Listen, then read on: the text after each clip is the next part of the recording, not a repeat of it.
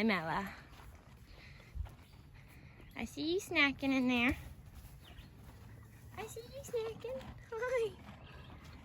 All right, so it's been like about 60 days that Hickory's been here.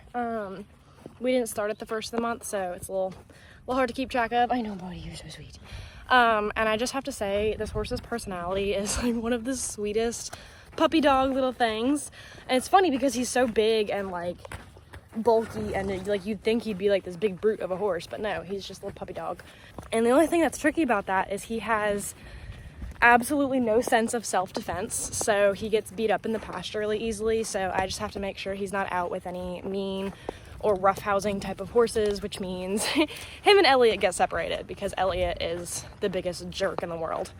But anywho, so he's got a couple little battle scars from being kicked off the hay and stuff like that, but he's such a people-oriented sweet boy. Come on, he's a good boy. Come on.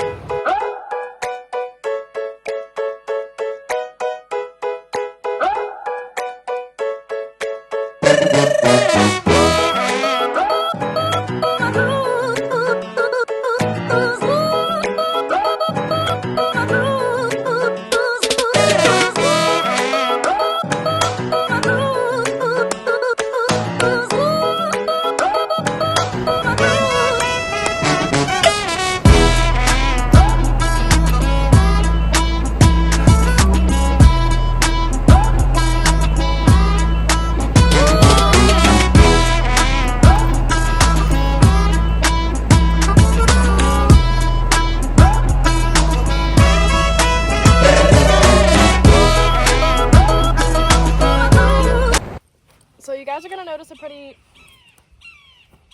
thank you bird, obvious outfit change here. We got rained out yesterday.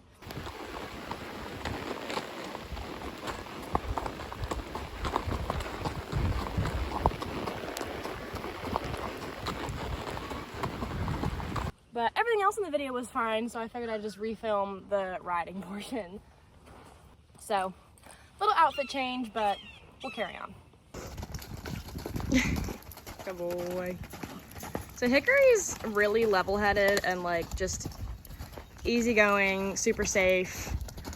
But at the same time, he's a young horse that is used to just doing trails. So I try to let him lunge it out and just get his young silliness out before I get on him. And I mean, it's really only fair to him. Like, does he absolutely need it? No. Like, will we have a fine ride without it? Yes. But I mean, I try to be as fair to him as possible and let him get that morning steam out. Yeah, he relaxes into a walk on his own. Hi, bud. And with that, we're ready to go to work.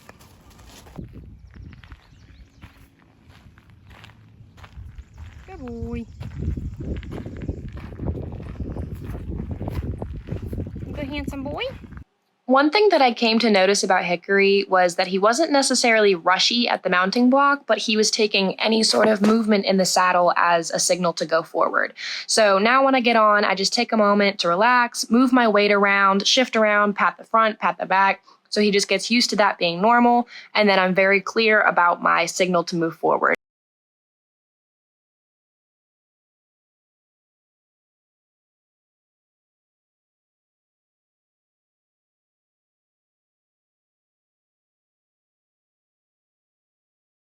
And now that we've established the forward momentum, I start getting him into a soft bend. Circles are our best friend, so we just start doing a couple circles, starting with softening his neck and then moving into softening his shoulders. But I just start doing some serpentines, figure eights, circles, big, small, everything. He starts getting a fly, but it's okay. That's just extra bend.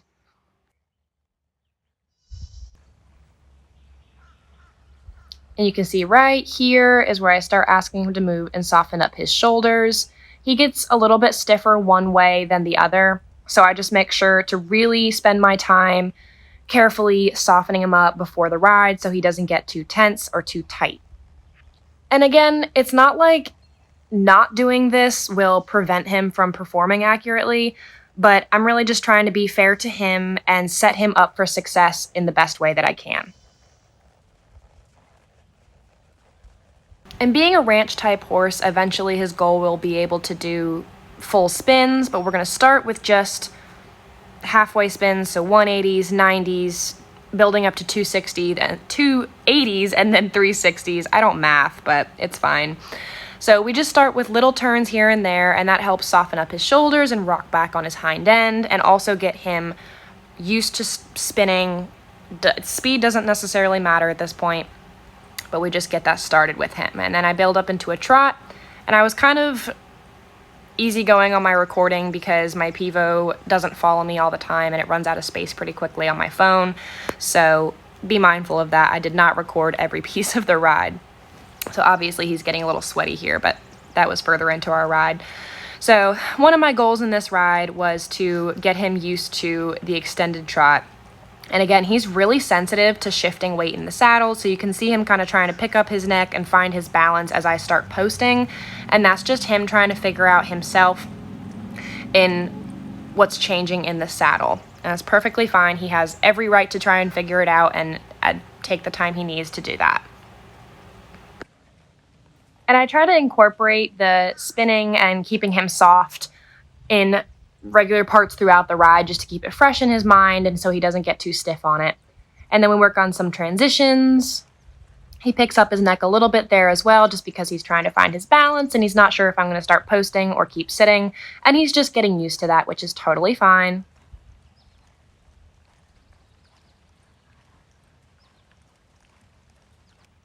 The canter is also something that one of his major things that he's learning right now at this point in his training.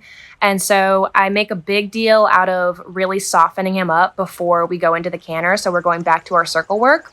That's only because when I first started working the canter with him, he tried to get really stiff. And I also use the circle to pick up the correct lead just to help him figure that out. Again, setting him up for success, the little things really, really matter, and it really helps their confidence when they can get it right more than they get it wrong. And right here, my Pivo lost me, which happens all the time. I apologize. But he does have a very big canter, so he has a tendency to get stiff. So I try to do circles and stops and starts and really keep him soft and bendable.